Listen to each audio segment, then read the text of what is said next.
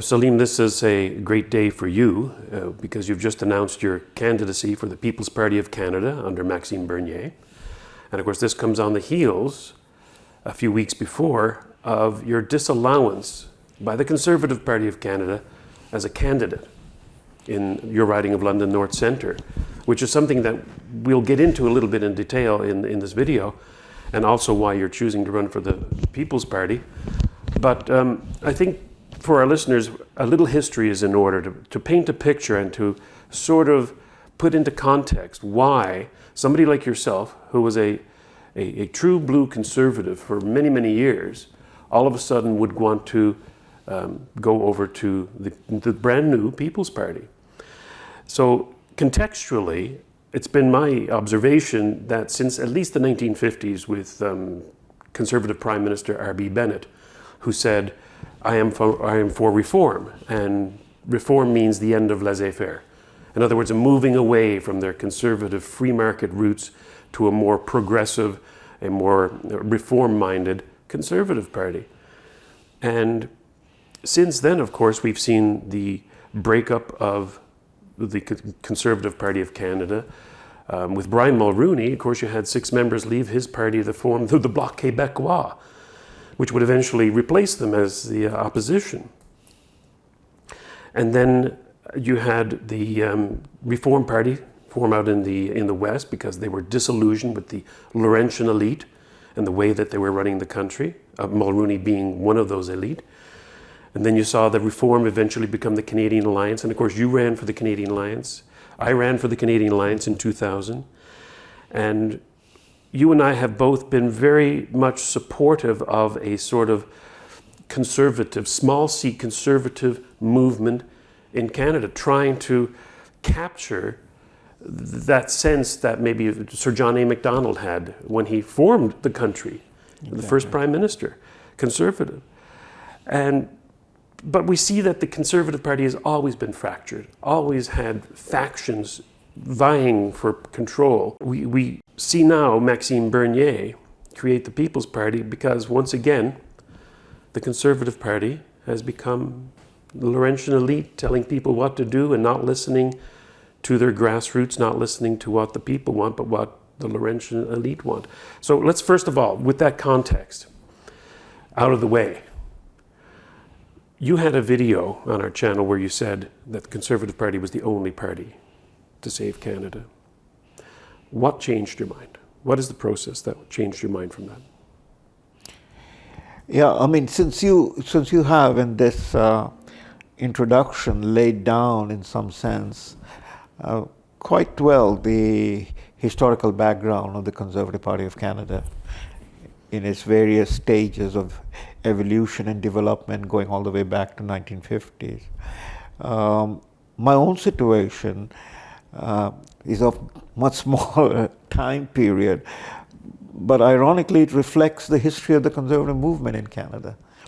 The video I made, which is what you're referring to, only a few weeks ago, or couple of months ago, in which I argued that the Conservative Party of Canada is the only party in which people should be investing and voting for in this 2019 election as Canada heads into a crossroad. In fact, this 2019 election is a critical crossroad election, and it is in that context I argued that it is where Conservative Party needs to win a majority to save Canada from the direction where it is headed.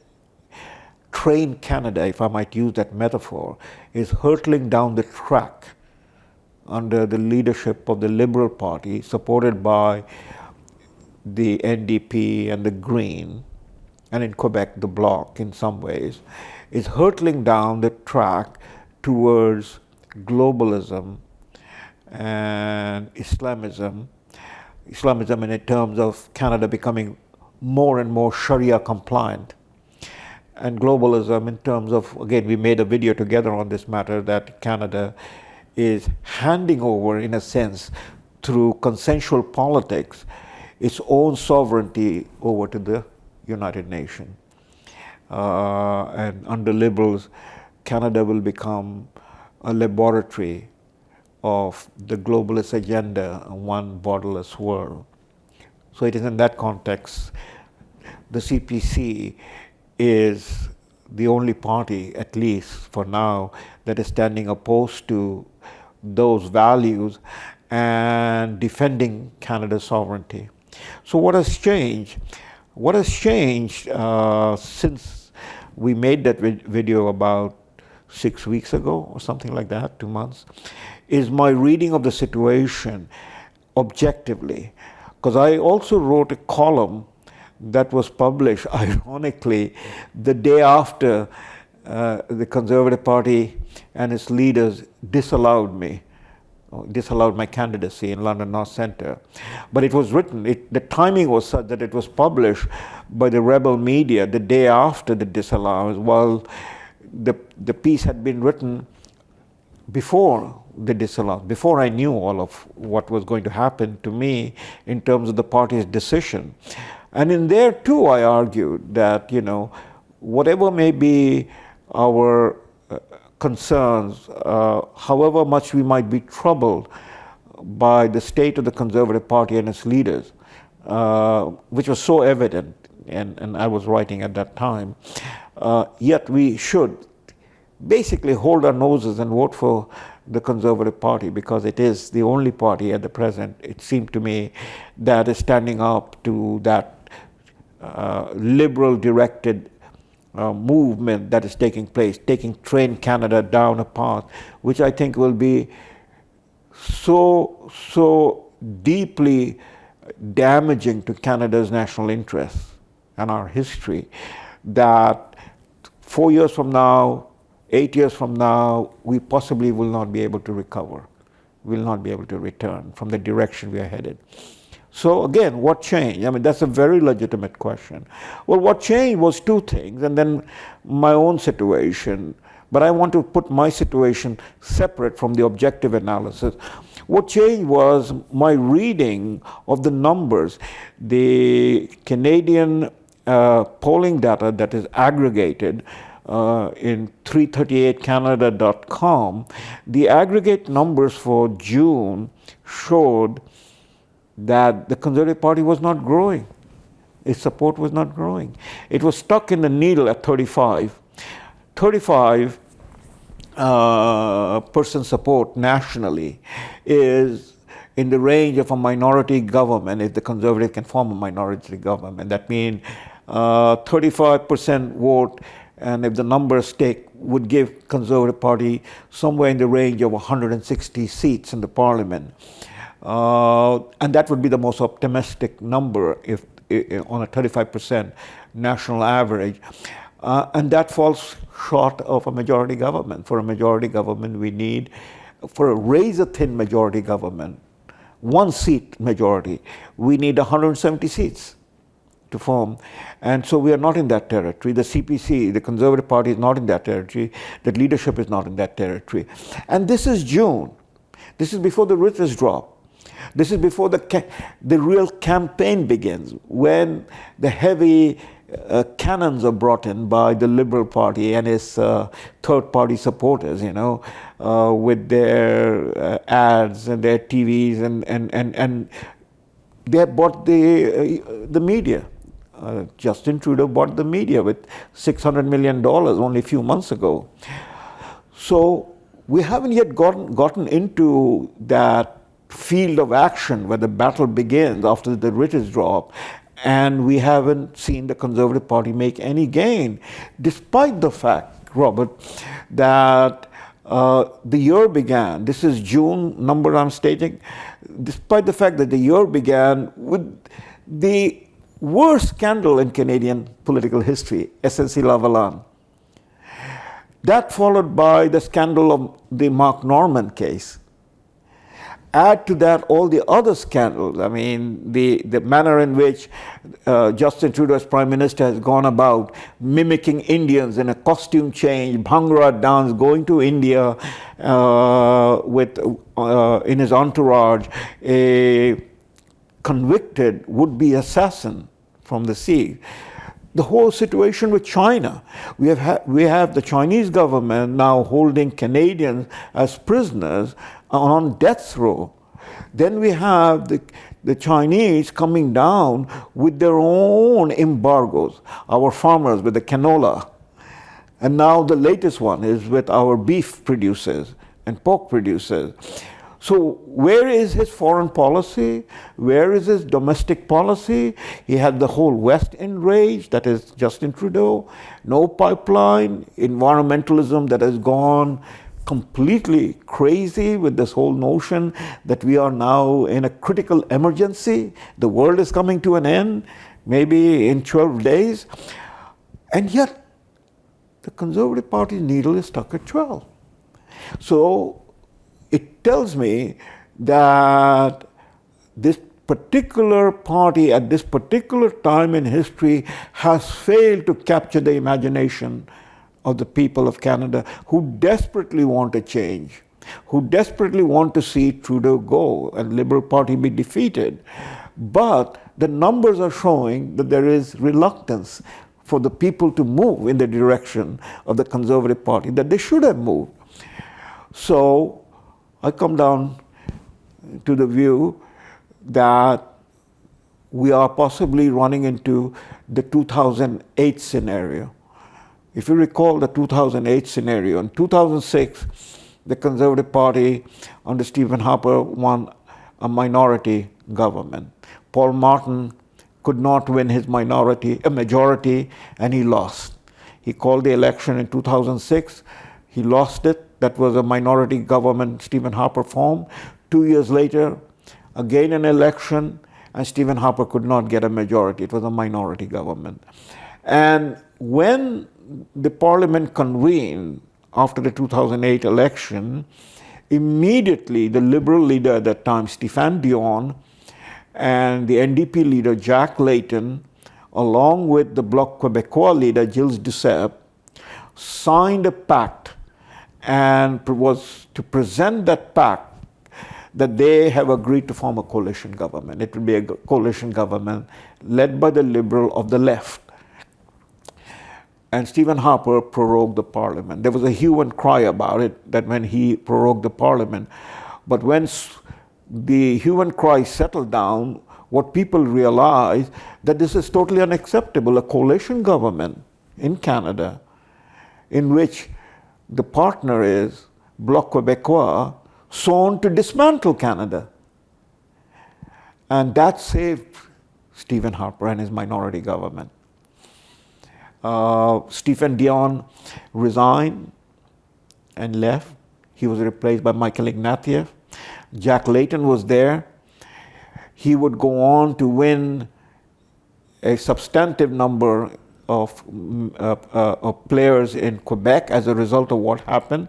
Bloc would dwindle down. But then Jack Layton died, and in 2011, Stephen Harper won the majority government. So if we are in that 2008 scenario, which I think we are in, given the fact that Mr. Scheer and his team hasn't moved the needle, and there doesn't seem to be any sign that he's going to move the needle. There is no surge in enthusiasm and support for his leadership, as we can see. Then Conservative Party in a minority territory will not be able to form a government in this existing situation. Liberals will do the same thing what they did in 2008, but instead of the Bloc Québécois as the third party, they will have the Green. And so a coalition government of the left led by the Liberal Party and the NDP and the Green will then come to become, in a sense, the norm. People will get used to it. It will be normalized. And possibly this will be the last election, the 2019 election, in which the Conservative Party will have snatched defeat from the jaws of victory, or whatever the saying is, and it will become history, because this is what happens when parties. So we are in that very dangerous situation for the people who, like you and I, strongly believe in limited government, strongly believe in freedom of issue, freedom of speech, strongly believe in a federation that works for the benefit of Canada. balanced budget, more power to the parliament, more power to the parliament in the sense the parliamentarians as a representative of the people should be in a position to openly discuss all the major issues, bring it to the table, and then, legislate. I think all of that will be lost.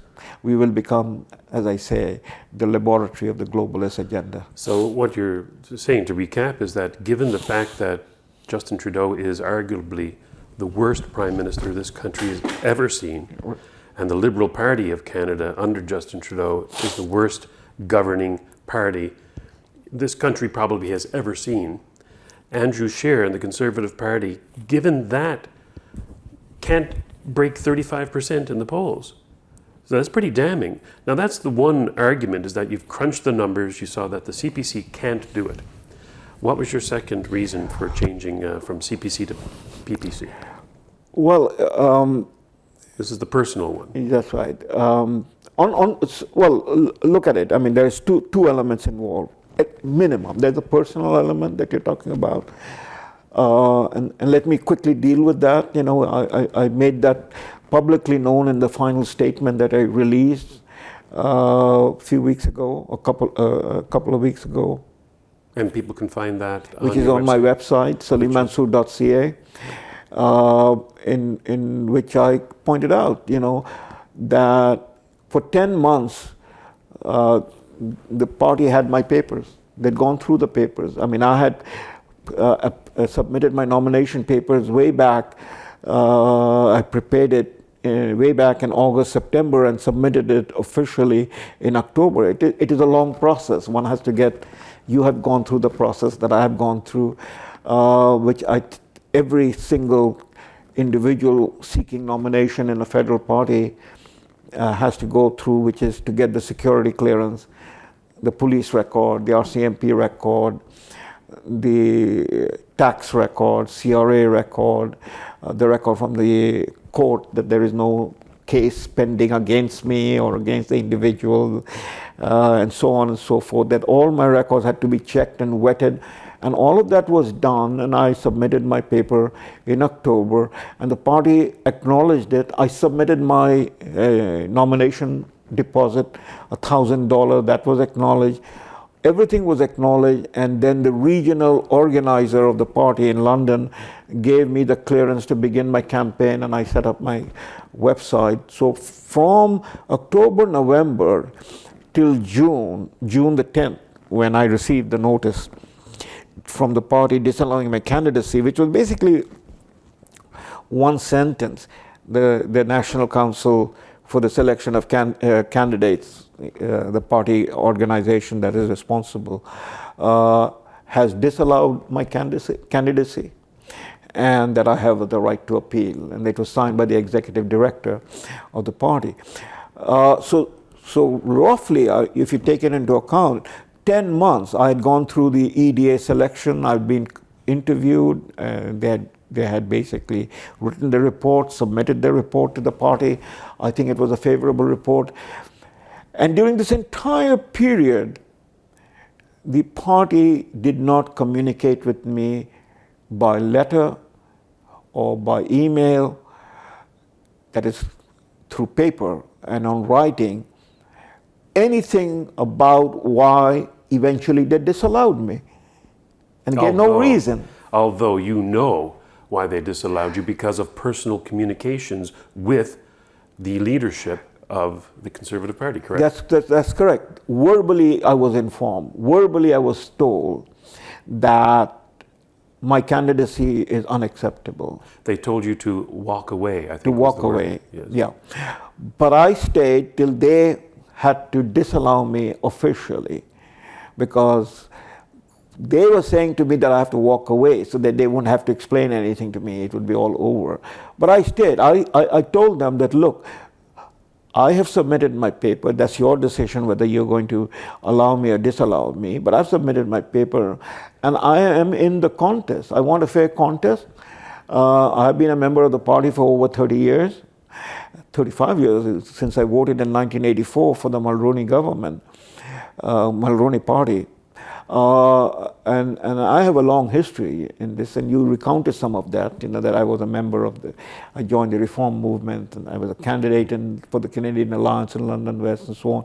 I was deeply involved in Unite the Right movement that brought about the merger of the Canadian Alliance with the Progressive Conservative under Peter MacKay. I went to the convention in which Peter MacKay was elected, and then subsequent convention I went to where Stephen Harper was elected, and then the merger took place, and we worked on that. So I have a long history on this thing in the party. So I said, it is the right of the members of London North Centre to decide on me. Call the contest. If the people of London North Centre vote me down, I accept the result. And if they want me to be the nominee in the election, you accept the result. That's the democratic process. That's the party that I know and I fought for. That is a party that is responsive to the grassroots and not to the dictates of the leadership or a cabal that nobody knows that's operating from behind a curtain. But the end result is they disallowed me. So that's the personal side of it that I could walk away. Before you walk away from this discussion, no. What was the reason they gave you in confidence, or it wasn't in confidence, in private? Well, in those communication, which was verbal communication, the scenario that they constructed, and from that the reason that was implied is that the sum total of my writing and my public speaking is Islamophobic. And that I, being Islamophobic as a result of my writing and my public speaking, cannot be allowed to be in the party or seen to be in the party running for a seat, and that my position, in a sense, would disrupt the party's national campaign, would stain the party's leader. And they're not going to talk about me, and they're not willing to talk about me and defend me from being Islamophobic. Now, the situation is so absurd. I mean, it is truly a head-contorting observation, right, that I am Islamophobic. I've spent my life as a Muslim, a Canadian Muslim, and that's another conversation that perhaps we will have. But just think about it, Robert. My writing, both as a public intellectual and as an academic, are all on record. And since 9/11, my focus has been to explain to the people about the problem in the Muslim world. Why this has come about? Why has 9/11 come about? Why is what we're going through, this global jihadism? How has this religion, my faith tradition, Islam, been taken over, hijacked by a movement which has its own history, and like a communist movement, like a fascist Nazi movement, is a movement, the Muslim Brotherhood, that seized the religion and twisted it into an ideology. And that ideology has been an operation that has led to the catastrophes that we are witnessing. Okay. I've written to explain as an academic, as a historian, and I have written in the public and spoken out in the public to warn Canadians, to warn North Americans, that unless you take a clear, transparent, objective, and a robust stand against this movement, this totalitarian movement, we're going to lose this country. Now, you had a meeting with Maxime Bernier, the leader of the People's Party of Canada, a couple of weeks ago. Well, what did he say to you about that particular issue of speaking your mind about Islamism, and the threat that Canada faces? To be fair, we haven't spoken about these things, but his people, yes. And that is a matter that we will need to discuss. I've just met him, he has announced my candidacy, and we will be engaged in talking about this. But what he has said to me very clearly, Salim, my campaign is about defense of freedom of speech, and you are free to express yourself You don't have to look over your shoulder on the issues that you are concerned about, that we are concerned about. So it is implied that, and look, Robert, Maxime is from Quebec. What has happened in Quebec recently, which is of such great significance, and yet none of the Federalist Party leader has come out and spoken in defense of it. In fact, they have tried to push Quebec aside. I'm referring to Bill 21 that has been enacted in Quebec. That is the bill on Quebec as a secular society, laicite. Now, this is such an important bill. I mean, this has been bubbling under the surface in Quebec. People have been agitating, and finally, Coalition Avenir Quebec, CAQ, and it's the Premier, François Legault, took the matter in hand and put it into the Parliament, that is the National Assembly in Quebec, and voted on Bill 21, that Quebec is a laicity, is a secular society, and that, all of these symbols and significance of hijab, niqab, and others will not be acceptable within the public delivery of services. Right. Yes, for public servants. So if you're working in any capacity which is in public service, okay. So there is a clear line being drawn about that. So Maxime understands this. Maxime understands the situation both within Canada and globally of the pressures we are under in dealing with Islamism, which is what I call, or militant Muslim, or radical Muslim. But Islamism is, I think, a very precise term because it suggests that it is not Islam, it is an ideology that is derived from Islam, may have some characteristic of Islam, but it is an ideology, and it is a totalitarian ideology. And if we have time, we can discuss this. So that's the personal side of it, that I was disallowed on the basis of this fear, you might say, that in a sense, ironically, by calling me Islamophobic, or at least inferring that my writing and my public speaking will be portrayed as Islamophobic by the liberals, and that the conservative leadership doesn't want to have anything to do with it, goes on to prove the fact that the conservative leadership is fearful of what it should not be fearful about. That is to talk about the issues that we in Canada are faced with. They have an Islamophobia phobia. So they have an Islamophobia fear. So that's on the personal side, but on the political side, as a landscape, and I think that's much more germane, is the Maxime Bernier and his People's Party, ironically the same situation we were in more than 20 years ago. That the behavior of the, at that time, Progressive Conservative Party under Brian Mulroney led to a crash in 1993 election, which left only 2 sitting members in the Progressive Conservative Party, a party that had won the largest majority in the history of Canada. Under Mulroney, only, yes. 2 elections prior to that, in 1984 and then in 1988. So that tells you that the breakup of the Conservative, the catastrophic defeat of the Conservative happened under the leadership of a Prime Minister who was schizophrenic between being a conservative and being a progressive, which is what you're going back to, Robert Bennett. And that was the crash. And the reform movement came along to remedy that situation.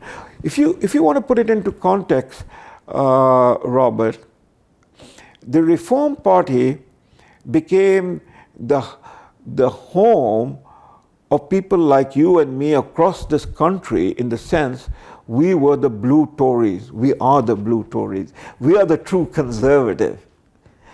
So it is we who revived the Conservative Party by first helping the Reform Party. The Bloc Québécois was the loyal opposition, ironically, under Lucien Bouchard. A party devoted to the breakup of Canada becomes the loyal opposition as a result of the legacy of Brian Mulroney. So the true conservatives in the Western Canada and in Ontario, we moved towards the reform, we helped reform, build up the base, and in the next election, reform became the loyal opposition. It didn't form the government, it became the loyal opposition in the 1997 or 2000 election. So, and then again, reform under the name Canadian Alliance moved to join with the Progressive Conservative Party of Peter MacKay. That split, by the way, that party split. Some went into the Liberals, some walked away, but those who remained, they joined with Canadian Alliance to create the Conservative Party of Canada, which we believed, which resulted in Harper's government, three administration, 2 minority and 1 majority, almost for a decade. And we believed that the Conservative Party had come together, that there had now the Conservative Party, to some extent, had become a robust Conservative Party.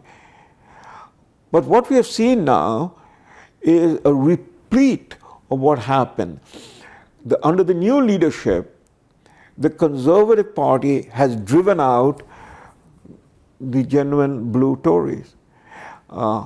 Maxime Bernier, now we can see Maxime Bernier lost the leadership. Some people say the leadership was stolen from him. But it was such a narrow, by the skin of his teeth, that the election was lost or won. Less than 1% by Scheer, and only after the 13th ballot. 13th ballot, that's right. And I voted for Maxime all through. You know, he was my ballot, on my ballot all through. So he was there for almost 10 months after losing the election. He tried to remain, he tried to raise issues, but now I can see, given the treatment that I received, and I was a nobody, I was simply seeking to run for the Conservative Party, which is my party since 1984, that he was driven out of that party. He had no place in that party. Similarly, I have been forced out, but by disallowing me, the door has been shut on my intention to run for the parliament. And I think there are others like me, we are not alone, that have been put under a similar situation. And so what we have now, the conservative, the blue Tories, the genuine conservative, are sitting outside the Conservative Party, which has once again become a progressive party of Bennett, of Mulroney, of Joe Clark. And we have the genuine conservative, the true conservative, the strongest conservative, now sitting either outside independent or they are joining Maxime Bernier and his People's Party of Canada. So in my case, I decided to join Maxime Bernier's party, following my overall analysis of the situation, that we are in the 2008 situation where we go, and then given the fact that if the Conservatives cannot win a majority, which is most unlikely in my scenario, and the thing go in the hands of the Liberal Party with the coalition, then we have lost the country, basically. The only other alternative, the only plausible scenario, likely scenario, is for Canadians who care about conservatism, who care about the Conservative Party, who care about not losing Canadian sovereignty and not having our country further split, is to vote for the strongest Conservatives in the riding. And voting for the strongest Conservatives in the riding, where there is a PPC candidate, as I will be the PPC, I am the PPC candidate in London North Centre, I am the strongest Conservative candidate. And the people of London North Centre who are Conservative or who care about the country should vote for me. And if we are in the Parliament, we will be the firewall between the Liberal left coalition and a minority Conservative that cannot form a government. We will be the firewall, and we will be able to save the situation by at least giving an opportunity to the Conservative Party to form a minority Conservative government. So the worst case scenario that you're painting, of course, is that we will have another term with Justin Trudeau, the kokanee groper, as our prime minister, and a Liberal Party, a corrupt Liberal Party, with a coalition of extreme left-wing loonies. And that doesn't sound very good for the future of Canada. But if that happens, the Conservative Party of Canada and Andrew Scheer and his campaign manager and his leadership are to blame. Yes, I mean, that will be then, I mean, now I'm no longer, in the technical sense, a member of the Conservative Party, because they are the ones who shut the door on me. So that will be the decision on the members of the Conservative Party, what they're going to do after October 21, 2019, when they see the results. And the results are most likely going to be that Scheer and his team will not have the numbers. That will be their decision to make. Where the PPC comes in, we, as I said, will be the firewall. We will stop the Liberal Party and the left-wing NDP and Green from forming a government. The better scenario, Salim, would be that, just as with the Canadian Alliance who formed the official opposition, that the People's Party of Canada could either be the official opposition or the party in power. Maxime is certainly running enough candidates to become the party in power. It's certainly not unheard of that a newer party can do something of that momentous. I mean, just look at the Orange Crush in Quebec under Layton. People who were elected didn't even show up to any meetings, put their name on the ballot, nobody knew who they were, and they were elected because of a momentum against the Conservatives in that province. So the very fact that Maxime Bernier is so passionate about what he believes in, he's tugging at the heartstrings of Canadians who see the country being destroyed by a cabal of Laurentian elites, now including Andrew Scheer and Justin Trudeau. It's quite within the realm of possibility that Maxime Bernier could be the next Prime Minister? Yeah, it is in the realm of possibility. Any number of scenarios can happen. I was giving you the bare minimum because we don't know in which way the people, especially those who are truly disenchanted, alienated from the political process, if they come back into the political process because of PPC and Maxime Bernier and his passion, and he's not alone in it, he will be surrounded by people who have similar passion to one degree or the other, you know, people like me. And if that wave lands with PPC, then it will be, what is the number for PPC? You know, if PPC numbers are, you know, greater than either of the two mainstream parties, then we can either form a government or we can form an opposition, which is what happened in the 2000 election under Stockwell Day, when Reform as Canadian Alliance became the official opposition and Bloc Quebec was removed. So that's number. But it's very interesting that you're raising that issue of number. According to, again, the stats that we have on election, the highest voter turnout in Canadian election most recently was in 2015.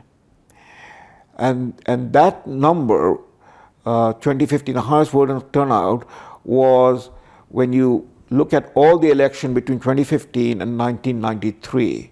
In 1993, when Mulroney was PC crash, the voter turnout came out and gave Jean Chrétien the majority government, and Jean Chrétien had 3 running majorities.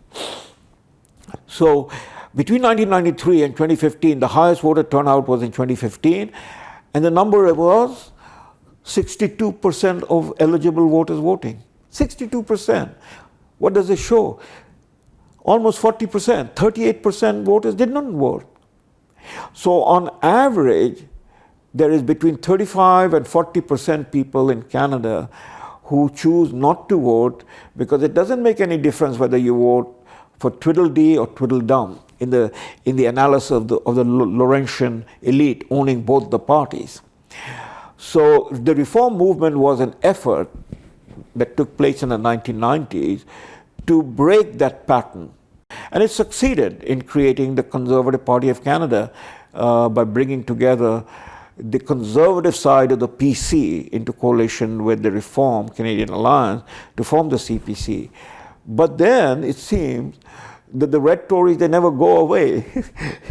They came back to the back door and it's taken over. Well, but the point to remind people about how Scheer is now a member of the Laurentian elite. Remember that he won the leadership over Maxime Bernier because of the Quebec dairy vote. That's right. The they supply flooded management. the convention, right. And because of the weighting of the particular ridings, right. And he was everybody's last choice, and he won because exactly. of that Laurentian effect.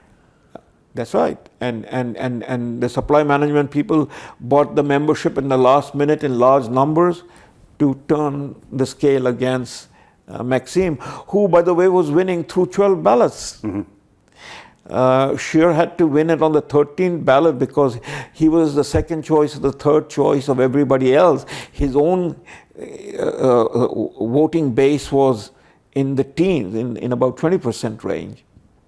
So yes, precisely, the Laurentian elite took over the party once again. But the number that I was drawing at is 35-40% is a large number across the country that doesn't vote.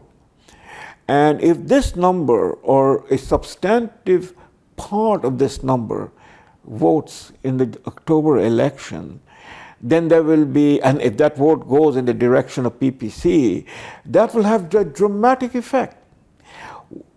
And I don't think that Canada is an exceptional country unaffected by the changes that have taken place in the Western democracies.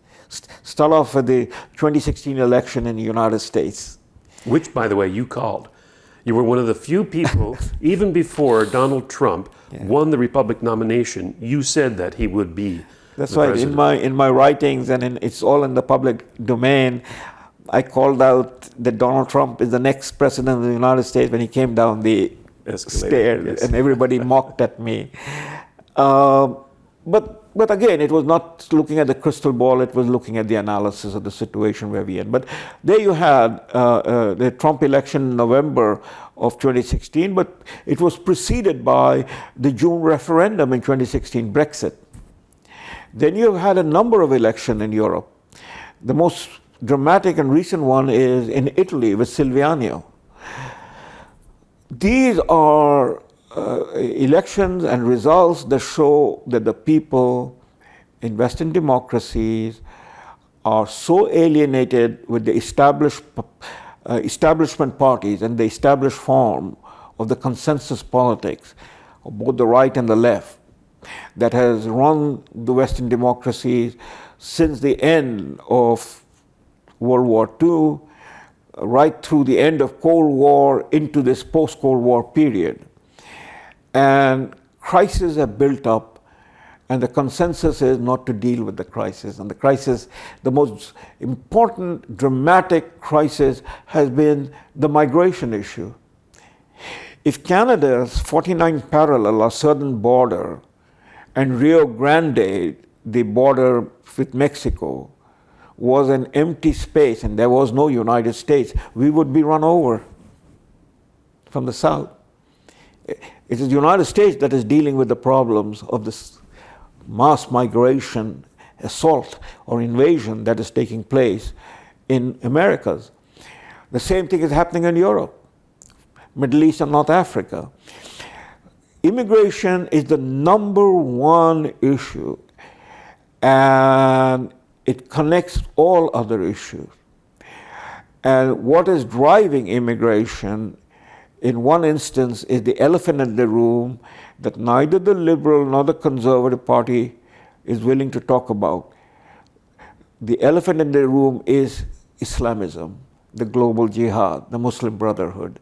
The difference between Liberal Party of Justin Trudeau and the Conservative Party of Andrew Scheer is that the Liberals are riding the elephant The Muslim Brotherhood is sitting in the parliament.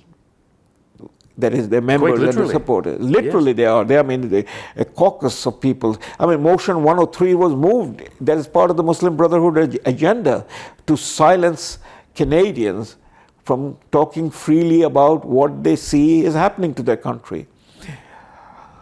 And in the case of Scheer, he's not going to talk about the elephant in the room. He's scared about it. He's going to appease it. And he's into full appeasement mode. So one guy is riding it, the other guy is appeasing it. That's the state of the country. And we cannot, Robert, talk about any significant issue in Canadian politics and in global politics without addressing the elephant in the room. It connects with the immigration issue, security issue, our finances, our foreign policy, our defense policy, our education. So you look at any side of the issue, and if you're going to be ostrich-like with your head in the sand, and you're not going to talk about the elephant in the room, you have no policy. You have basically appeasement. What is Maxime Bernier's and the People Party of Canada's position on immigration? Well, on immigration, his position is that we cannot sustain the numbers that we are going through. So I think he wants to limit it at 250,000. We have to limit the numbers, and the question is about getting the numbers right, and I will talk with Maxime about this, and we will discuss this. But we are going to deal with it head on. It is unsustainable. I mean, we are over 300,000, somewhere around 350,000 annually. Plus the influx that is coming from the south, the border crossing that are taking place in Quebec from New York and other places, The illegal border crossings, yes. Illegal, that's what we're talking about. So we have this unsustainable numbers, and then we have Justin Trudeau signing the UN Global Compact on Migration that gives the migrants full rights and equal rights to those of the citizens of the country that they are trying to enter. So we have to have this serious discussion, and this is the election where we're going to talk about it and let the people know. So coming down to the brass tack numbers in Canadian electorate, if you have more than 1/3 of the people not voting, and if that 1/3 of the people do come out and vote, and in this case vote for a party that is serious about discussing these issues and is not going to be politically correct.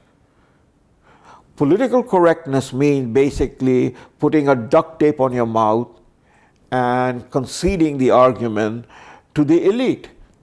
The political elite, owned and operated by the Laurentian elite, the academic elite, and the media elite. So if you're going to talk about this openly, which is what I intend to do, Maxime intends to do, I think all of us in People's Party of Canada intend to do, and that's our party platform. Let the people have clear choice and let the people make a decision. When Maxime named his party, the People's Party of Canada, I somewhat bristled, thinking it wasn't the best choice for names. But now that you've put it in the context of this is a battle between the elites in the media and politics and the people, I think it's an aptly named party. It is, and that's why I said, I don't see Canada as an exception. I see Canada as part of what is happening across the Western world. And what is happening across the Western world is a great sense of alienation and concern that we are losing our country, we are losing our culture, we are diluting our values in a manner in which we cannot any longer recognize the country that we had. I have written a book about this. I've written articles about this. I've spoken about this. I'm talking about multiculturalism, delectable lie. Mm-hmm. To put it in very simple terms, a sort of migration reality that we are faced with in the world, what Europe is faced with and North America is faced with, is, to use a simple metaphor or a simple example. You have a bottle of wine and you have water. At what point adding water to the wine that the wine will no longer be wine? And of course, you're talking in that metaphor about the values Exactly. that Canadians hold. Exactly. Not necessarily. And multiculturalism doesn't demand anything. So that's what it is. We have twin effect of unfettered migration taking place in the world, and the levels of migration that we are not discussing in Canada, which has reached, over 300,000, 350,000. That is, we are producing a size of a city the size of London every year. Think about that, Is this sustainable? Can our economy afford it? What does it mean? Do we have a say in who comes into our country? What sort of country do we want? Have we had this discussion in the parliament? The answer is no. Who made these decisions? The elite. Okay, so the people haven't had a say in this matter. So that's the numbers on the one side. On the other side is multiculturalism. We are no longer defending our own culture, that is the values that build this country. The values based upon individual right. Freedom means nothing if it is not individual right. Okay, we are not willing to defend this. We are basically moving towards accepting, in fact we have accepted group rights. Because when we say all cultures are equal, what are we saying? We're not going to discriminate between a culture that is Taliban and a culture that lands man on the moon. Both are equal, and we're going to concede to that culture. So these are the issues. Maxime has raised this point. We're turning Canada into silos of voting blocks. Recently, we did a show on Just Right where the topic of assimilation into the host country's values and culture is paramount for any immigration policy. So do you want to expand upon that? Absolutely. That people have to adopt the values of their country and not go to these silos where they no longer speak the language of the country, practice the values of the country. That's exactly on the liberal, Justin Trudeau liberal, that's what is happening. His whole notion of diversity is our strength is basically so much of noise without any content. If diversity is our strength, how is it? Explain it. When you are turning this country into silos and you go out and say Canada has no core identity, and you go out and say Canada is a post-national state. So where is Canada's strength? Is it in the strength that, from PEI to Victoria, we are a country strung along 49 parallel, divided into silos of Italians, Irish, Germans, Scots, and now, of course, Middle Easterners, Syrians, Iraqis, Egyptians, Iranians. That's exactly what the GTA has become. And this is from a man who is an immigrant yourself, born in Calcutta, and you don't consider yourself an immigrant anymore. You're a Canadian citizen. You don't consider yourself a hyphenated Canadian. You're a Canadian, plain and simple, correct? Exactly. At what point does an immigrant become a member of the country, the host society to which he or she has migrated?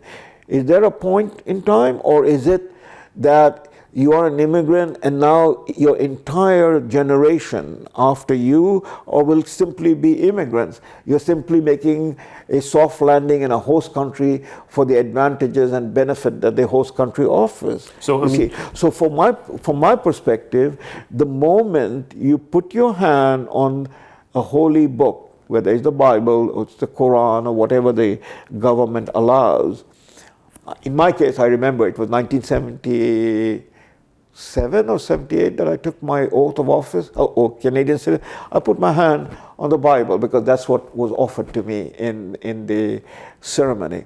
And the moment I saw God, Queen, and country, my loyalty to, I was a Canadian. And that's all you're asking for the new immigrants who are coming to our country. It's not because immigrant, new, old, doesn't matter. Yes, that is, that distinction doesn't hold. It should immediately change. Mm-hmm. You, whoever you are, I came to this country to become a Canadian, not to make this country India. So it's not an objection to Punjab, it's not an objection to Chinese or to Haitians or to Muslims or to Syrians because of where they're from. It's because we cannot assimilate huge numbers in the millions over just a decade into a country without that country fundamentally changing its core values. Right. A country has an identity, a value, a history, a tradition. In Justin Trudeau's country, there is no value, no history, no tradition. That's what he has said. So then we are simply a parking lot. Right? But I believe we are a country. We are a magnificent country with a very rich history. We are one of the oldest democracy. Look, I was not entitled on my birth to come to Canada, whoever is born. There's no such entitlement.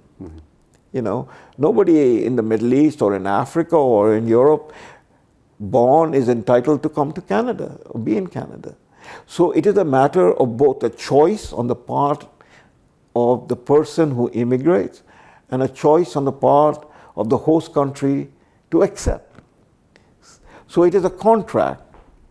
But if the host country has abandoned all its sense of its own values and identity, where is the party that is walking into the door, where is he going to go and embrace the values of the host country? And that's the problem with multiculturalism. Well, speaking as one Canadian who was born here, I'm glad that you came here, and I'm glad that you've not only assimilated into our culture, but you're actually trying to educate those of us who were born here of the danger that we're about to lose those values and that culture. So thank you very much. I'm glad that you're running for the People's Party of Canada, and I wish you and Maxime and his party very well. Thank you very much, Robert. Thank you.